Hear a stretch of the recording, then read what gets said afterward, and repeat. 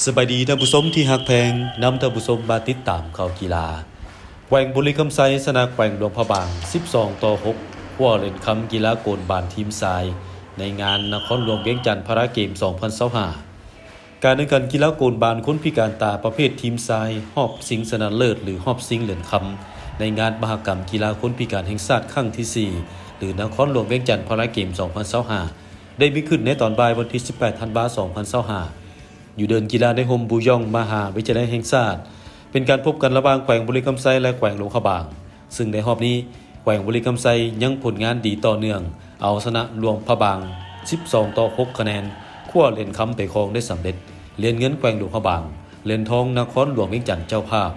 ส่วนประเภททีมหญิงเหรียญคำได้แก่แขวงบุรีคำไซเหรียญเงินแขวงเสียงขวาง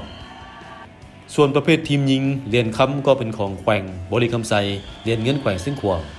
ภายหลังสำเร็จการแข่งขันนัดชิงชนะเลิศได้มีวิธีมอบเหรียญรางวัลให้เกียรติเข้าร่วมและมอบโดยทานทองเพชรสิทธิวันประธานสหพันธ์กีฬาโกนบานคนพิการแห่งชาติพร้อมด้วยคณะนำจากแผนกศึกษาธิการและกีฬาแขวงและนครหลวง1 2 3ยิ